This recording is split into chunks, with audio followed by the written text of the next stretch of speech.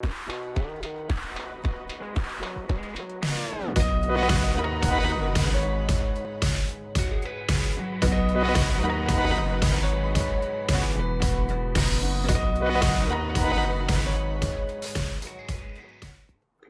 dia, você que nos acompanha em mais uma entrevista ao vivo promovida pelo Jornal Diário dos Campos e pelo portal DC+. Neste sábado, todas as prefeituras do país completam 100 dias de gestão, dessa nova gestão que iniciou esse ano. E para falar um pouquinho sobre as ações realizadas nesse tempo aqui em Ponta Grossa, a gente convidou a prefeita Elizabeth Schmidt, que vai conversar conosco sobre esse período. Bom dia, prefeita. Obrigada pela sua presença e pela sua disponibilidade. Bom dia, obrigada para todos que nos assistem, pela possibilidade de conversarmos. Então, para a gente dividir certamente a entrevista, a gente vai começar falando de algumas metas que a prefeita tinha no período da campanha, que foram delimitadas ali, e depois a gente vai falar sobre ações extras que foram realizadas, que não tinham sido comentadas, mas foram feitas mesmo assim. No dia 28 de novembro, um dia antes do segundo turno das eleições, o Diário dos Campos publicou no final de semana uma reportagem falando quais serão as ações e medidas realizadas pela candidata, caso seja eleita, nos 100 primeiros dias de governo. A gente até consegue ver aqui na nossa tela a capa do jornal que trazia mesmo algumas metas de cada uma das candidatas naquele momento. Então eu vou citar algumas metas que foram feitas pela prefeita, foram feitos 7 compromissos especificamente, para a gente comentar o que foi feito e o que não foi feito, por que ainda não foi implementado. A primeira delas, a prefeita comentou que, constituído o nosso secretariado, o foco é dar início às ações nos bairros, com um pacote de ações dando prosseguimento ao programa de pavimentação. O que foi feito nesse sentido aqui nesses primeiros 100 dias? Em primeiro lugar, eu quero dizer para você que nós continuamos com a nossa meta maior, que é fazer com que Ponta Grossa seja melhor, maior e mais humana. Sempre mais, né? Tivemos um mês de janeiro muito difícil, justamente porque nós tivemos mais de 20 dias de chuvas constantes na nossa cidade. Foi bem difícil. Isso atrapalhou muito todas as obras, acho que em todos os locais do Paraná onde essa chuva aconteceu. Tivemos períodos e dificuldades muito grandes em casas onde tiveram alagamentos, tivemos entupimento de calhas em várias localidades, inclusive nos nossos prédios públicos, que foi bem difícil. A Defesa Civil atuou muito nos bairros nesse sentido aí, nesses dias todos. E relacionado a toda essa infraestrutura de asfalto, você vai se surpreender, porque até eu me surpreendi na hora de fazer esse levantamento para vir aqui conversar com você hoje. Nós tivemos mais de 9 milhões de reais em obras sendo continuadas. 1.700.000 em obras de escolas, CMEIs, que já estavam em funcionamento. E 7,5 milhões de obras de pavimentação, que algumas concluídas e outras em execução. Por exemplo, a Avenida General Carlos Cavalcante foi terminada até a UEPG, lá no final, né? Tivemos atividades e ações na Ronda, em Uvaranas, no Santo Antônio, na Santa Paula, a ciclovia que continuou em andamento, isso está acontecendo. Então, esse recapeamento da Carlos Cavalcante foi mais de 1.200 metros de asfalto. Hoje nós estamos com a CPS e a Secretaria de Serviços Públicos realizando e já utilizaram mais de 1.000 toneladas de massa asfáltica nos tapa-buraco da nossa cidade, justamente provocados pelo número imenso de chuvas, né? Então, foi 600 metros e unidades de recomposição asfáltica pelo Asfalt Truque. E também galerias, muitas galerias foram desentupidas, foram limpas, tiveram ações assim bem interessantes nessa questão aí da infraestrutura especificamente, né? Estamos ainda dando continuidade àquela construção da pista de caminhada lá do Rio Verde Pitangui, que ainda não foi terminada, né? E o que interessa, assim, bem importante eu dizer que o aquecimento nessa área de construção civil em si, deu um boom muito grande, porque só nesses meses nós tivemos 131 metros quadrados de construções aprovadas na nossa cidade. Você veja que espetáculo. E isso fez com que a gente conseguisse estar no CAGED, olha que são 60 dias, só que é o último número do CAGED, né?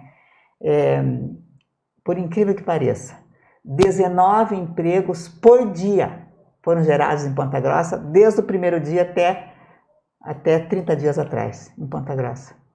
Em plena pandemia, com inúmeras dificuldades. Desemprego houve muito problema sério, mas acredito assim que no cômputo geral foi bem importante, porque nós estamos ainda no topo da lista de empregos gerados. O CAGED, que a prefeita fala, é um sistema de dados do Ministério da Economia, que registra todas as contratações e as demissões feitas em trabalhadores formais, portanto com carteira assinada, e aí traz desse saldo se a cidade abriu mais vagas ou fechou algumas vagas, né? Isso. E agora nós estamos começando, já iniciamos no São Francisco, também através da CPS, um investimento grande de R$1 milhão, 6 mil metros quadrados de asfalto.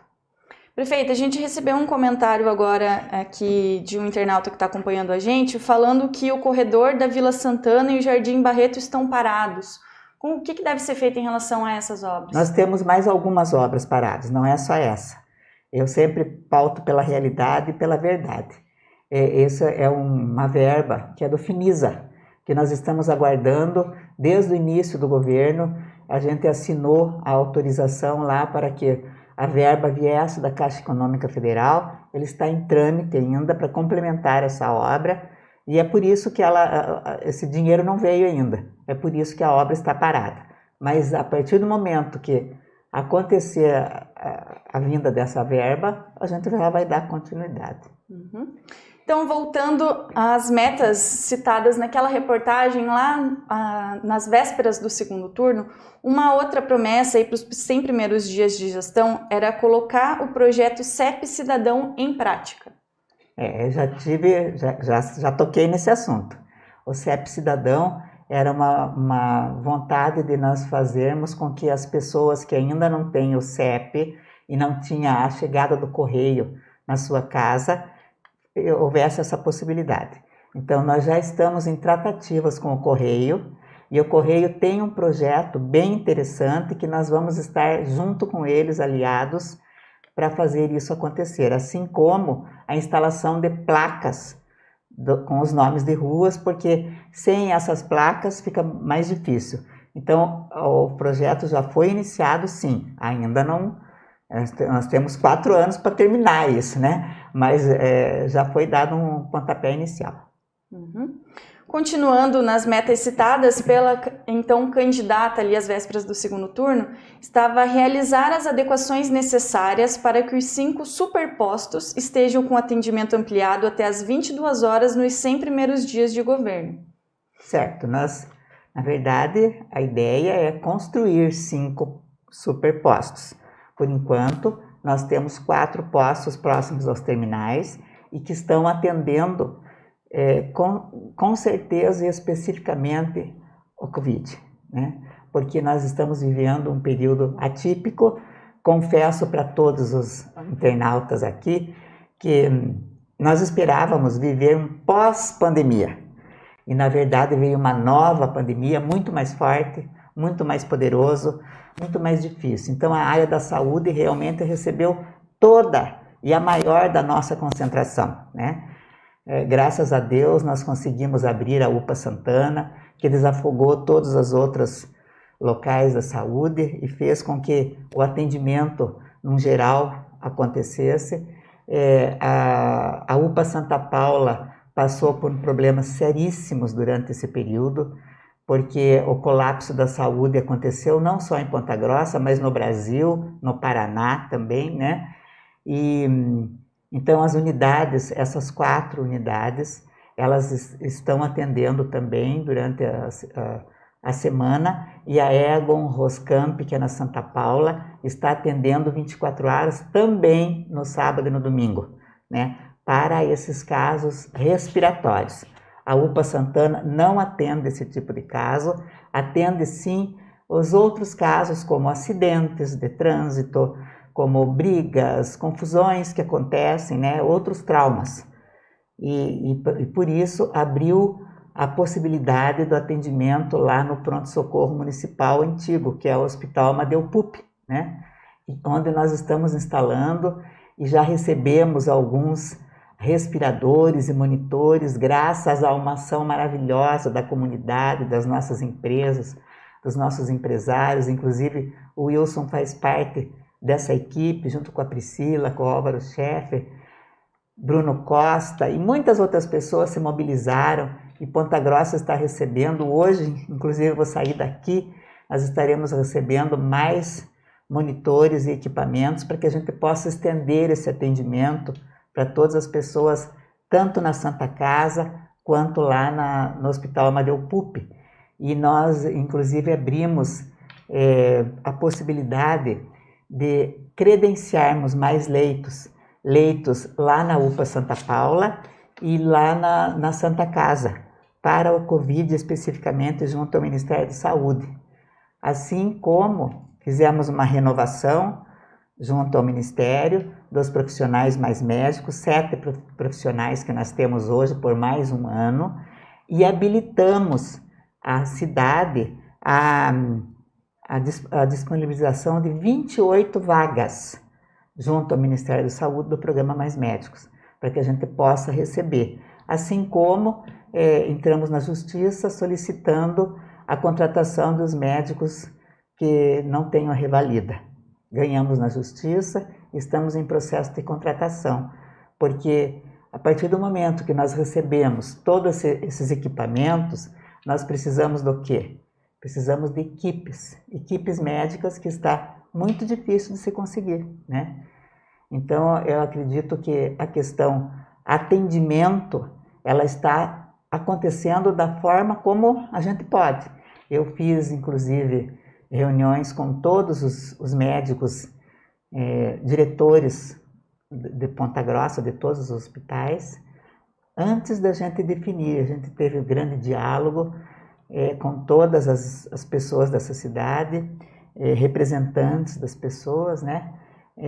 Antes de decretar as medidas mais restritivas que nós tivemos que decretar. E graças a Deus isso está dando um resultado, porque nós temos visto assim que nós chegamos num ápice de 300 novos casos por dia, né? E o resultado do lockdown era depois de 7, 14, 21 dias. E a média móvel nos 14 dias foi de 51,2, diminuiu bastante. Então nós vimos cada dia os casos diminuírem, os novos casos, por exemplo, 99, 63, 48, 49, 47, 21. Ontem eu levei um susto, porque ontem foi 157 casos. Então já saiu da curva. E isso é um alerta para a gente. Provavelmente já é a resposta, vamos dizer, da Sexta-feira Santa, talvez, não se sabe, né? Então a gente está avaliando os números dia a dia e passo a passo, porque, sinceramente, a vacina é a nossa maior esperança, né? Nós precisamos vacinar quanto mais melhor, e amanhã nós teremos vacinação para as pessoas de 66 e 67 anos, amanhã o dia inteiro, das 9 às 15 horas, lá no Centro de Eventos, na Estação Arte, nas unidades de saúde, que as pessoas já estão cadastrando desde ontem. E, inclusive, eu recebi a notícia agora há pouco ainda que mais de 2.500 pessoas já se cadastraram. Então, esse é um bom sinal que as pessoas estão mesmo com a esperança de que chegue a vacina para todos. Uhum. A gente vai voltar a falar de pandemia daqui a pouquinho também, falar um pouco sobre as ações voltadas mais nesse sentido, mas antes eu queria falar ainda daquelas metas que foram propostas ali no final do ano. Uhum. Uma das metas já voltada a essa questão de emprego, essa questão empresarial, era consolidar o Distrito Industrial Norte, garantindo mais áreas e incentivo para a atração de indústrias. Também tinha como meta atrair empresas satélites que produzem os insumos de indústrias já instaladas ou em processo de instalação. Quais que foram as conquistas, as negociações feitas nesses 100 primeiros dias de governo? Nós estamos com inúmeras negociações, inúmeras conversas, inclusive Ponta Grossa é a cidade polo agora do Investe Paraná, porque o Paraná resolveu descentralizar esse trabalho especificamente. O secretário Bequim esteve aqui conosco e nos trouxe essa possibilidade de, na região dos Campos Gerais, Ponta Grossa ser o polo. Então, tem muitas negociações acontecendo, né? Conversações. Logo, logo nós teremos notícias bem importantes e interessantes aí para nossa cidade. Já teve esses dias aí uma das grandes notícias, que é a maltaria que está chegando. Acho que vocês já anunciaram isso, né? Ainda não foi oficializado. Tem mais uma outra grande indústria. Tem mais 2 supermercados bem interessantes, grandes, que estão vindo para a cidade, em 2 regiões bem importantes, principalmente que vai atender lá o Costa Rica e aqui o Santa Terezinha. Então,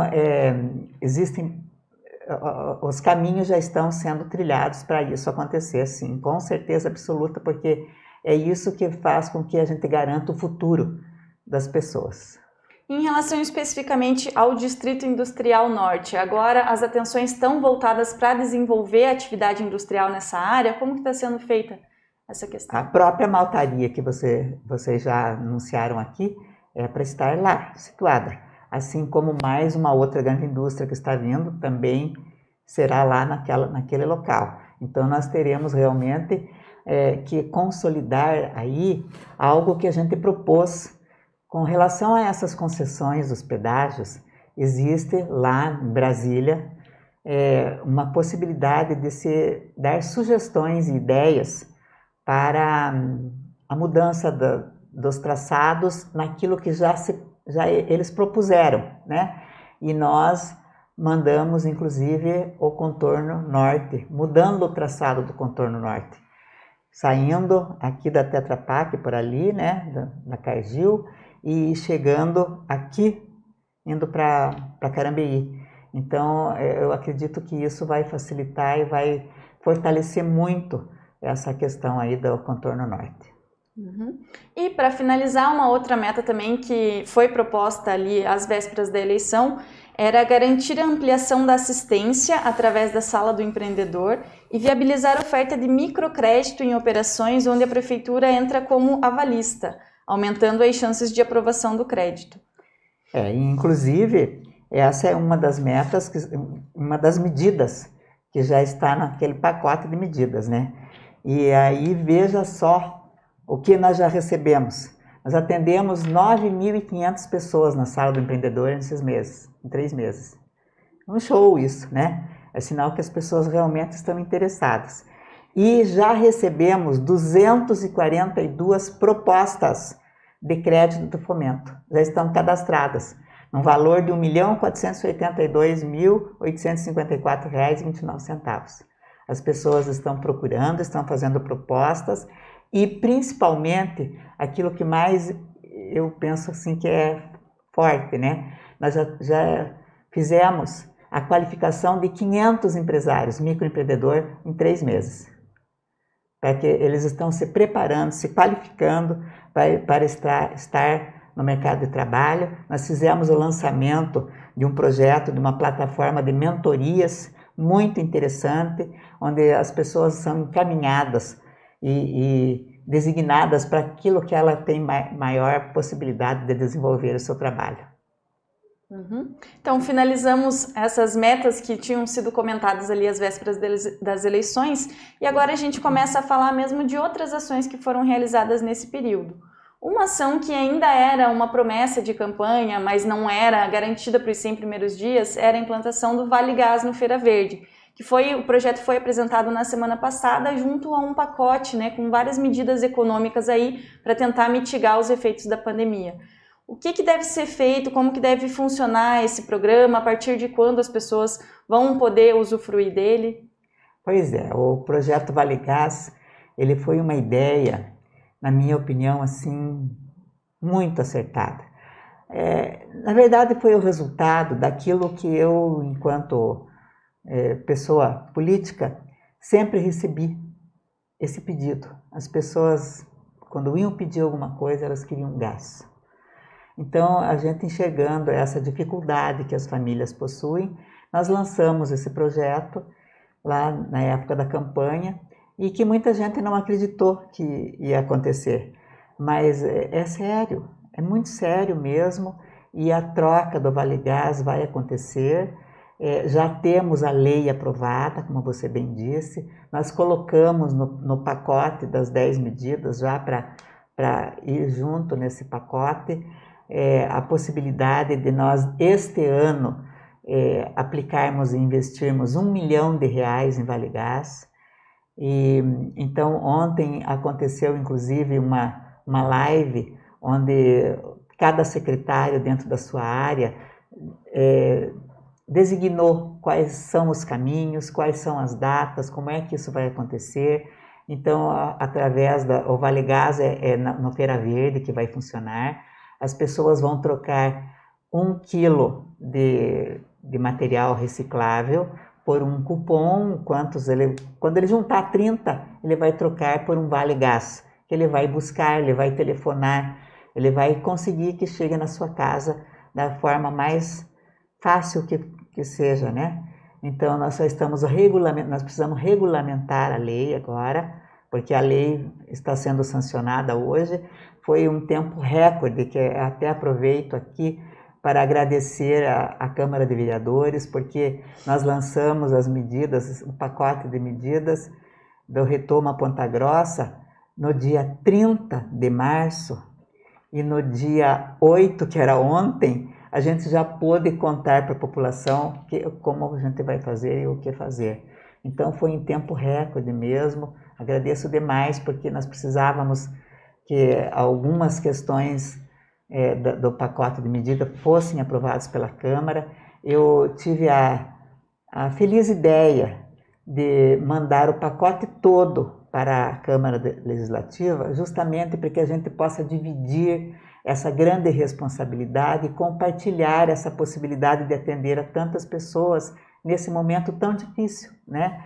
Porque você veja bem, eu tive que, nesses 90 dias, pensar em todas as questões voltadas à pandemia, né? Todas as questões. E essa também é uma delas, porque as pessoas estão com dificuldade de comprar o gás. E aí eles vão trocar por frutas, por verduras, por legumes, por leite, por ovos, por mel e por gás.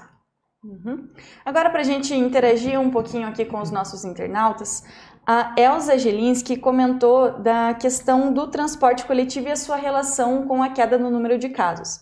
Ela fala aqui que os casos diminuíram porque não tinha circulação de ônibus. Com a circulação dos ônibus com superlotação e sem a higienização dos ônibus pela VCG, temos um caos. Foi o que ela disse aqui. A gente teve uma situação nova, até que foi informada à imprensa agora pela manhã pela VCG, que a empresa afirmou que entrou com uma ação judicial contra a prefeitura, alegando que o executivo não respondeu nenhum dos ofícios encaminhados, falando sobre as dificuldades aí alegadas pela empresa. Como que deve ser feita essa conversação com a VCG, considerando que a prefeitura ali suspendeu o transporte coletivo por um período, depois liberou, mas os funcionários mesmo da empresa fizeram uma greve, né? Falaram que não trabalhariam por conta do atraso dos salários. Mas agora uma decisão judicial afirmou que eles têm que rodar com 50% dos ônibus. A partir de hoje, o que a gente já viu foram alguns ônibus lotados. Qual que deve ser o trabalho da prefeitura daqui para frente em relação ao transporte coletivo? Transporte coletivo é um problema, acredito que eu posso até dizer mundial, como resultado da pandemia. Aqui em Ponta Grossa não é diferente. A empresa realmente está demonstrando desde o ano passado a questão deficitária com relação a diminuição do número de usuários. porque eles demonstraram para nós que tinham antes quase 100 mil usuários e agora tem 48 mil usuários e que tudo continuou rodando como acontecia. Não é verdade que a prefeitura não respondeu. A prefeitura comprou vale transporte até o final do ano para eles. A prefeitura fez tudo o que pôde dentro e da medida da lei. Nós, inclusive, prorrogamos, por exemplo, o prazo para que eles não precisassem trocar a frota. Prorrogamos de 10 para 12 anos. Nós fomos fazendo tudo aquilo que era possível perante a lei. Agora, a empresa, ela foi recebida pela prefeitura, pela equipe, por mim, desde o começo do ano, primeiras semanas, eu recebi a empresa, a nossa equipe recebeu a empresa várias vezes, nós ouvimos, nós discutimos. Essa semana eu conversei com a empresa e realmente eles querem subsídio e nós não podemos fazer isso, não existe possibilidade jurídica de se fazer isso. Então nós nos comprometemos a fazer uma consulta ao TCE, ao Tribunal de Contas do Estado, para ver qual seria esse caminho. Tanto a aviação quanto o sindicato entraram na justiça por falta do pagamento do salário, que a prefeitura não está nessa relação. A relação é empregado e empregador, é entre os dois. O próprio desembargador do Tribunal Regional do Trabalho afirmou isso. Não cabe à prefeitura, porque uma empresa que detém o monopólio do transporte coletivo na cidade por quase 50 anos, 30 anos, sei lá quantos anos, teve muito lucro durante muito tempo, tinha que ter lastro para enfrentar uma pandemia. A prefeitura não tem nada a ver com isso. Eu não sou culpada do fato deles não receberem um salário, porque é isso que a empresa está querendo imputar em mim. E não é verdade. Não é verdade. Essa relação é funcionário-empregador, né? Então, é muito bom que eles entrarem na justiça, porque nós estamos pedindo que eles façam isso há muito tempo, porque não existe outra forma. Eu não posso dizer assim, eu vou te dar o dinheiro porque eu quero. Não posso. Então, nós não queremos que haja esse caos todo no transporte coletivo. A medida que foi tomada foi uma medida cautelar, uma medida importante, que foi decisiva para a diminuição dos casos aqui, porque as aglomerações é que fazem o contágio aumentar e nós precisamos, naquele momento, que isso acontecesse. Nós precisamos ainda que os óbitos diminuam também. Nós sabemos que os óbitos vão demorar mais tempo para diminuir, vai demorar mais tempo, mas é importante a gente saber que são as aglomerações. Se existe aglomeração no ônibus, o escalonamento do comércio já foi feito para isso. A partir do momento que nós dissemos lá que algumas empresas vão abrir às 9 horas, outras 10 horas, a outras 11 horas, eu peço que os empresários, por favor, orientem os seus servidores, seus funcionários, que façam essa possibilidade de escalonamento mesmo, e que não entrem no ônibus apinhado, não entrem, cheguem atrasado, mas não corram o risco, porque o risco é da sua saúde.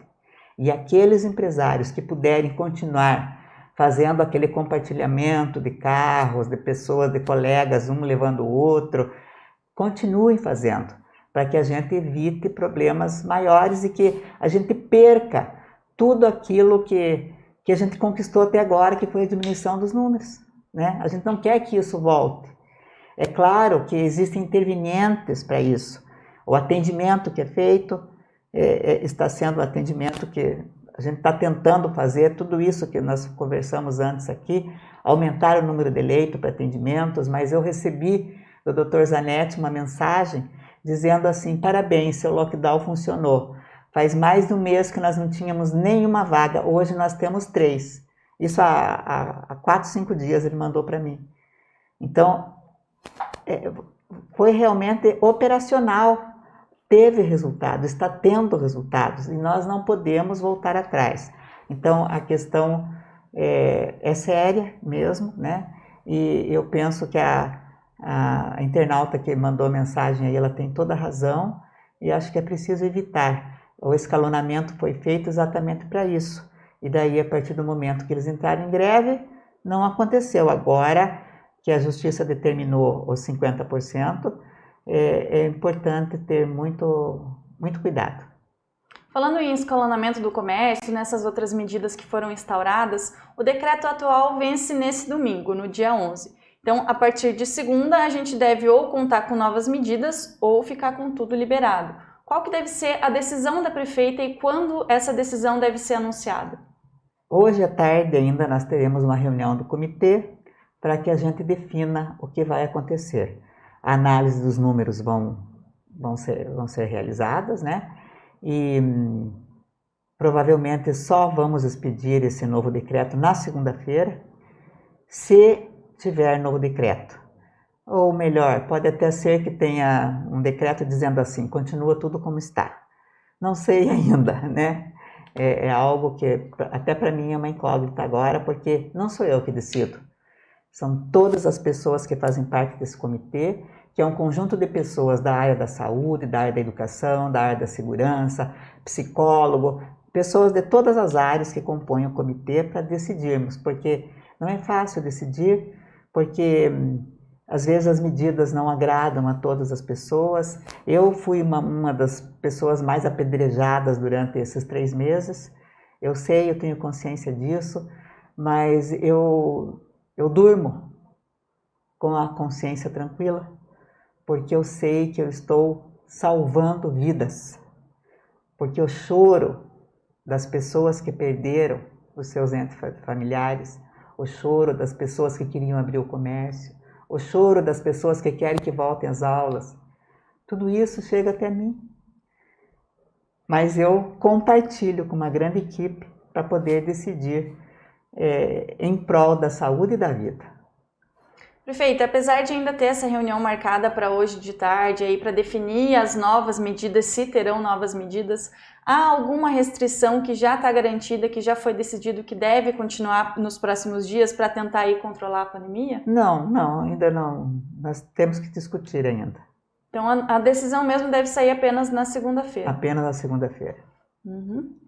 A gente recebeu comentários tanto no anúncio da live, quanto também agora na nossa live, comentando sobre a questão de contratação de cargos comissionados, também que é aí um tema relativo aos 100 primeiros dias de gestão. Durante a campanha, a professora falou que tinha a intenção de diminuir os cargos comissionados, mas falou que não prometeria o quanto, porque não queria prometer o que não cumpriria. Eu vi hoje o vídeo, foram exatamente essas as palavras. Quantos cargos comissionados tinham na prefeitura antes do início da sua gestão e quantos tem hoje? Pois é, eu fiz questão sempre de deixar bem claro que a minha preocupação não era com relação a número, era com relação à qualidade. E na composição dessa equipe toda, eu não sei nem te dizer quantas nomeações já aconteceram, talvez você tenha e eu não tenha. Porque eu não tive essa preocupação. Eu tenho a preocupação de corresponder às expectativas de cada secretaria que me pede e que precisam de pessoas aqui, ali e acolá, certo? Então, foi isso exatamente que eu fiz. E eu ainda tenho algumas secretarias que estão solicitando e eu ainda vou nomear mais algumas pessoas. Eu lembro que são 330, se não me engano, cargos que nós temos na prefeitura. Não vou chegar lá, não vou chegar lá. Mas o que me interessa é a qualidade dessas pessoas, porque todas as pessoas que foram nomeadas, elas foram nomeadas por mim. Eu não deleguei isso para ninguém. Alguns dizem assim, porque o fulano que manda, o ciclano que manda, o beltrano que manda. Não tem nada a ver. Eu analisei o currículo de cada pessoa e eu fiz a nomeação. A partir do momento que essa pessoa não corresponda àquilo que eu esperava dela, ela simplesmente vai embora, né? Porque é um cargo de confiança que nós precisamos ter em cada secretaria, sim. E quero dizer bem, assim, do fundo do meu coração, algo que eu me orgulho de dizer. Eu fui secretária muitos anos e eu sempre acreditei que essas pessoas tinham que ser pessoas técnicas que nos ajudem a desenvolver o trabalho, junto com todos os outros profissionais, servidores das secretarias. Então, por isso, eu, inclusive, deixei claro e deixei aberto para todos os secretários que eles escolhessem alguns nomes da sua confiança, para que eu pudesse analisar se elas seriam da minha confiança, entende? Então, foi exatamente isso que está acontecendo e eu penso assim que é uma ajuda importante para a prefeitura, pessoas que têm um outro olhar diferenciado de nós que estamos lá dentro, e isso vai ser bem feito e bem realizado. Se não cumpriu, está fora. A prefeita comentou que devem ser feitas mais algumas contratações aí nos próximos dias. Já se tem ideia de quantos comissionados a mais devem ser contratados? Hoje a prefeitura conta com pelo menos 204, de acordo com as informações ali no site do RH. Deve chegar a quanto nos próximos dias, nas próximas semanas? Não fiz as contas, sinceramente. Não fiz as contas, não sei. Mas eu sei, por exemplo, que eu preciso contratar alguns engenheiros, porque o IPLAN não tem cargo efetivo. Tem 1 ou 2 cargos efetivos no IPLAN. Nós precisamos de nomear engenheiros, que ainda estamos procurando, vendo quem nós vamos nomear. Eu não sei o número, mas vai ser aquilo que for necessário. Uhum. E agora, para a gente finalizar, não tem como falar dos 100 primeiros dias de gestão desse ano sem falar na pandemia. Quais ações que a prefeita considera que foram as principais e as essenciais nesse primeiro período de gestão que foram aí atreladas, de certa forma, à pandemia? Em primeiro lugar, eu acredito que a abertura da UPA Santana foi um ganho assim significativo, né? Porque lá nós temos a capacidade de 300 atendimentos dia, nós temos 25 leitos lá na UPA Santana. Leitos de observação, leitos de isolamento que existem lá. Então, eu estive visitando a UPA Santana e eu vi o número de pessoas que estavam lá para serem atendidas. E também me solidarizo aos profissionais da saúde que lá trabalham, porque eu senti em todos eles assim um grande cansaço. E aí, os decretos, eles foram importantíssimos, justamente para que a gente possa sair do colapso, para que a gente possa proteger as vidas, proteger a saúde das pessoas. Parece um absurdo eu estar dizendo isso, mas cada pessoa deveria cuidar de si e do seu próximo, para eu não precisar fazer isso. Só que a gente percebe que a cultura do brasileiro é uma cultura diferenciada, né? E que a gente precisa tomar algumas medidas que são importantes para que esses números diminuam. Então, os decretos realmente eu acredito que foram fundamentais para isso. Eu sei, eu me coloquei no lugar de cada comerciante, daqueles que estavam com a loja fechada e que não tinha renda naquele momento, né? Mas era um sacrifício, quem eu agradeço a todos aqueles que se sacrificaram. E também não esqueçam que tem segmentos que estão há 13 meses sem emprego e sem renda, que são os segmentos das festas, da área cultural, né?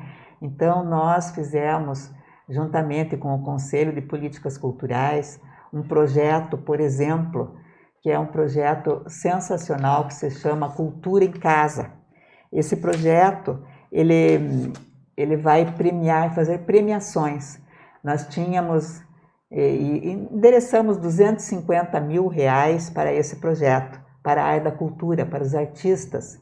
Então, vão ser premiados 66 artistas com R$2.200 e 70 artistas com R$1.500 desse projeto, em Casa com Cultura 2021.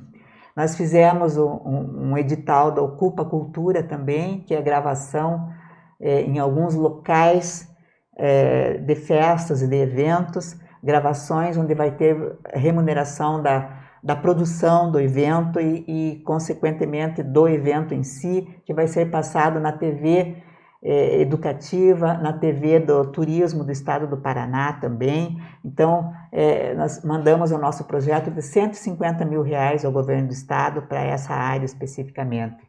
Nós fizemos a retomada das bolsas de estudos da banda Escola Lira dos Campos e o processo também para a orquestra, para o coro, para o grupo de teatro, mesmo eles podendo fazer isso somente online, né?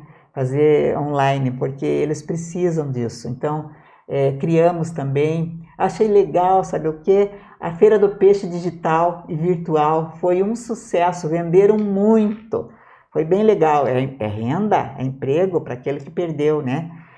Estamos criando o mapa cultural de Ponta Grossa, aconteceram 3 exposições virtuais, hoje nós vamos ter uma live à noitinha, para anunciar todos esses projetos da área da cultura que vêm ao encontro dessas necessidades, assim como as 10 medidas, né? Então, veja bem, nós estamos falando aqui de pandemia, nós estamos falando do cuidado das pessoas, né? Da vacinação, que já comentei aqui, nós já chegamos a 44.400 e poucas pessoas, e agora, nesse final de semana, amanhã, nós teremos mais 3.600 vacinas e segunda dose, mais 3.600 também, segundas doses, para os profissionais de saúde, que daí é feito, cada um faz no seu local de trabalho, né? Então, eu acredito que essa questão da mobilização de toda a comunidade para os empresários, os industriários, os sindicatos que se mobilizaram para adquirir esses equipamentos, isso veio ao encontro assim, de tudo que a saúde do Paraná precisa, né? Porque o governo do estado também está fazendo a sua parte nessa arrecadação.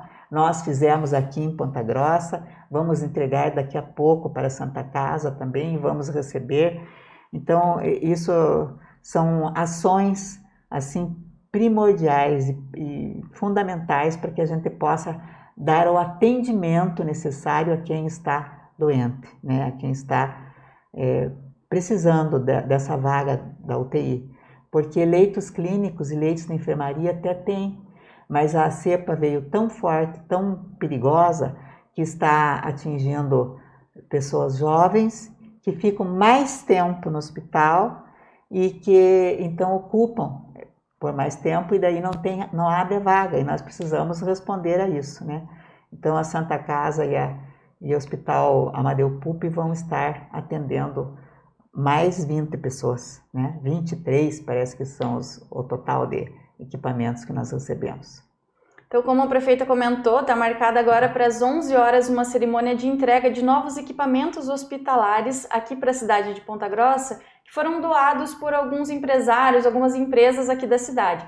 Se você quiser saber um pouquinho mais sobre isso, você pode ficar ligado aqui no portal DC+, e nas nossas redes sociais, que a gente vai acompanhar a cerimônia ao vivo para você ficar por dentro disso. Prefeita, agradecemos a sua participação aqui conosco, a nossa conversa, e as nossas portas estão sempre abertas para falar tanto com a senhora quanto com os nossos internautas. Eu quero só dizer uma coisa, que nós não paramos um minuto de trabalhar. Nós fizemos, por exemplo, lá no Oscar Pereira, no ginásio Oscar Pereira, uma pista indoor, para que as pessoas possam andar. Nós estamos planejando e preparando a retomada e a volta à nossa normalidade. E algo que é importante eu dizer aqui, nós não paramos também um minuto pela disputa da sede da ESA, da Escola de Sargentos, para Ponta Grossa.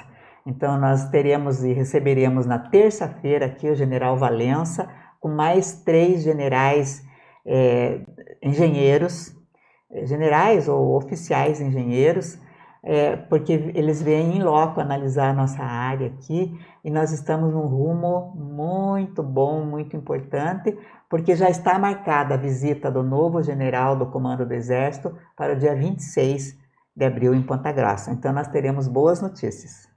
Tá certo, muito obrigada, prefeita, muito obrigada também a você que nos acompanhou até aqui. Lembrando que a entrevista completa fica disponível no portal DC+, e nas nossas redes sociais. Até a próxima. Até a próxima.